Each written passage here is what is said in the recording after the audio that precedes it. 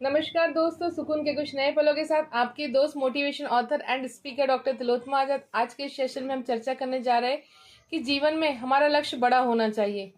जितना बड़ा लक्ष्य होता है समस्या उतनी छोटी लगती है, और जितना छोटा लक्ष्य होता है समस्या उतनी ही विशाल लगती है।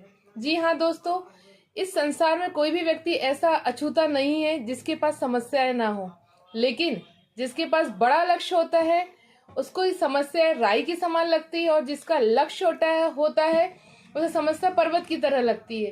तो जीवन में समस्या भी होती है और लक्ष्य भी होता है। निर्भर करता है कि हमारा लक्ष्य किस प्रकार का है, उस हिसाब से हमें समस्याओं का अनुभव होता है। लेकिन जिसके जीवन का लक्ष्य सर्वोच्च लक्ष्य है, अर्थात परम लक्ष्य है, अर्थात ईश्वर की प्राप्ति, परमात्मा की प्राप्ति है, तो उसके जीवन में आने वाला प्रत्येक संघर्ष नगण्य हो जाता है।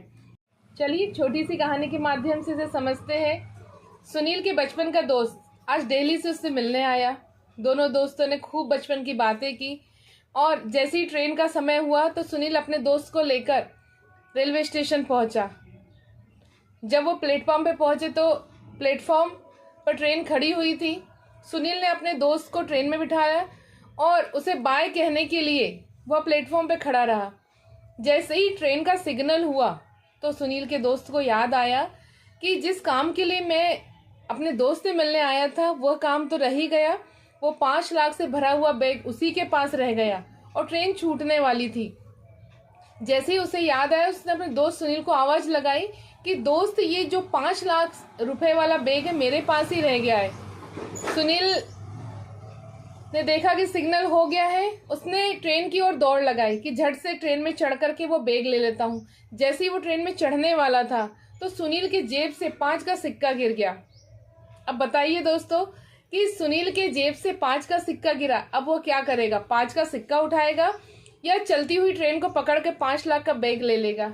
साधारण सा जवाब और बहुत ही सीधा सा जवाब है कि वो 5 लाख का बैग लेने के लिए दौड़ेगा, 5 रुपए के सिक्के को वहीं पर छोड़ देगा। जी हाँ दोस्तों, हमारा जीवन भी इसी तरह है।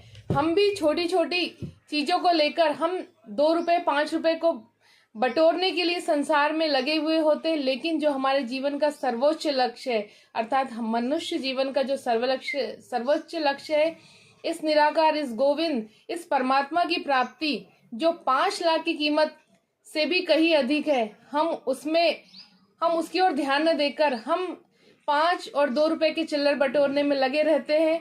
अब कहेंगे कि जब हम बुजुर्ग होंगे तब हम इस परमात्मा ईश्वर का ध्यान करेंगे, लेकिन इस जीवन का कोई भी क्षण निश्चित नहीं, चाहे वो बूढ़ा हो, जवान हो या बच्चा हो, किसी भी की भी मृत्यु का समय निश्चित नहीं है। क्योंकि हमें कल का तो क्या, हमें पल का पता नहीं होता है। तो हम कैसे मान ले कि जब हमारा बुढ़ापा आएगा तो हम इस सर्वोच्च लक्ष्य को प्राप्त करने के लिए अपना समय निकालेंगे। समय रहते अभी इसी क्षण से इस सर्वोच्च लक्ष्य अर्थात ईश्वर को प्राप्त करने के लिए अपने जीवन की ओर अग्रसर होइए, क्योंकि जीवन बहुत ही छोटा है और इसी जीवन में रहते हुए हमें इस अंतिम लक्ष्य को प्राप्त करना है। जब हमारे जीवन का ये अंतिम लक्ष्य हमें याद रहता है और हम इसके लिए प्रयास करते हैं, तो हमारे जीवन की कितनी ही बड़ी संघर्ष, कितनी ही बड़ी मुसीबतें, कितनी बड़ी समस्याएं बिल्कुल नगण्य हो जाती है, और हमारे जीवन का हर एक पल सुकून और आनंद से परिपूर्ण हो जाता है। सुकून के कुछ नए पलों के साथ आपसे पुनः मुलाकात होगी। तब तक के लिए जय हिंद, जय भारत। आपको मेरा वीडियो पसंद आए तो इसे लाइक, सब्सक्राइब, शेयर करना ना भूलिए।